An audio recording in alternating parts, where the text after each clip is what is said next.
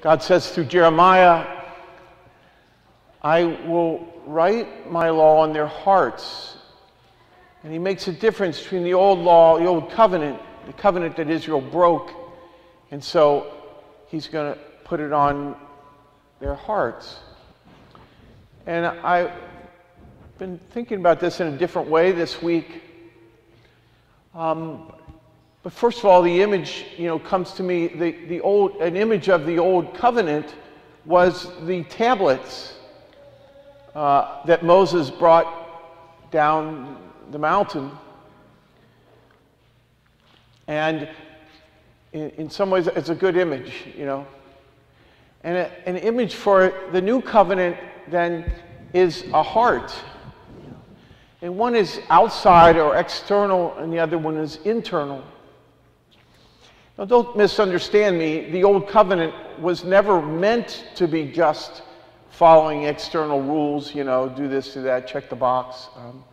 Jesus has some pretty stiff words for people who do that, who just, follow the rules, so to speak, And God himself talks in the Old Testament about the marriage covenant. That's what God sees it. But still, it came to be that a lot of times, and even for us, certainly when I was small, when I was little, it was kind of presented that way. But I know many Catholics who think that religion, and not just Catholics actually, it's a fairly common thing in our society, that religion is about morals, about doing right and not doing wrong, And it is that to some degree. But I might put it this way, that's an initial, you might say, the initial part of the Christian path, But this whole external, internal idea is what I've been meditating on this week, and that God writes his law in our hearts that we might know his way, not just what he just commands, but know his heart and know his plan, right? And come to love his plan and follow along. And in that sense, external acts, external sins, so, that's what we usually think, well, he sinned. We usually think of he did something, And it's true, that is what, that is true. But this week I've been thinking that sin is also a symptom. It's a symptom of a heart that's not close to God. It's a symptom of a heart that's not in sync with God.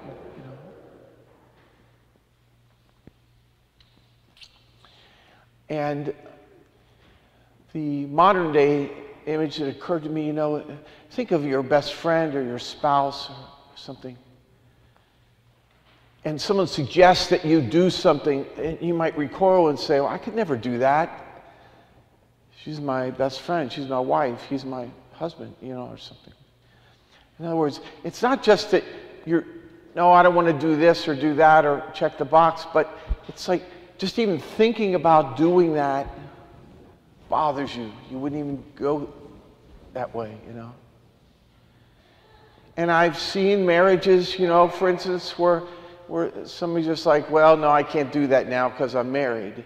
And I've seen marriages where the two have gotten so close that it would hurt, that it hurts the spouse to hurt the other spouse, or it hurts the man to hurt his wife, or it hurts the woman to hurt her husband,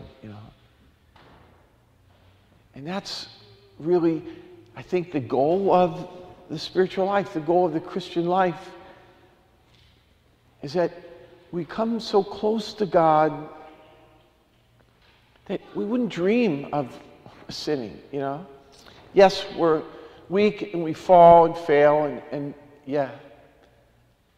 But if you read some of the saints, the way they talk about sin, is that they don't want to do the least thing to offend God.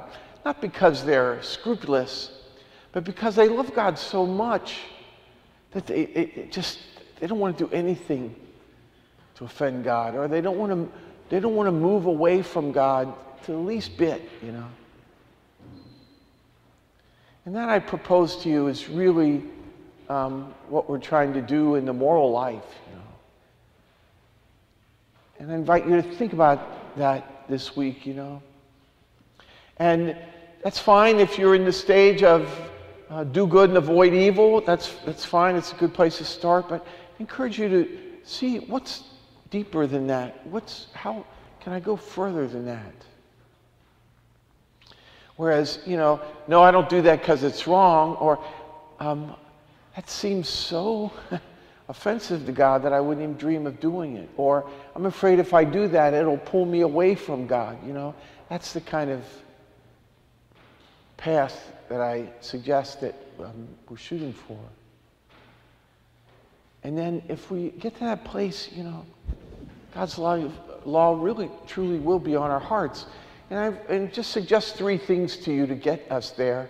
One is to read Scripture regularly. I know some of you have taken on for a Lenten practice. You've started reading the Bible in a year with Mike Schmitz or Father Mike Schmitz or some other thing. It's a good practice. Spend about 15, 20 minutes, I've joined them again. I've done it once, but I've got another thing. I'm doing it again. And you don't have to understand every line, every word. You don't have, sometimes some of the parts like in Numbers or Leviticus are just, they're a little bit drudgery to get through, you can't even pronounce the names in them, And that's okay, but just to let Scripture wash over us, Prayer, to spend time, regular time with God, there's nothing like it, And it opens our hearts to God and allows God in, allows God to start moving within us, And to come to know your faith better. The Catechism is great for that. But to read it, the Catechism is good because it not only talks about what's right or wrong, but it talks about why and where that comes from and what the goal is, where we're heading,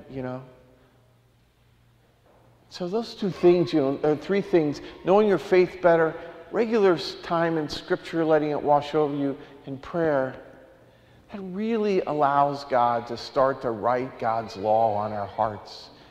And by that, I don't mean just that this or that is wrong or right, but we start to have the mind of God. We start to acquire the heart of God, Our hearts link up or something. And then if we do that, we can really say that the new covenant is written in our hearts.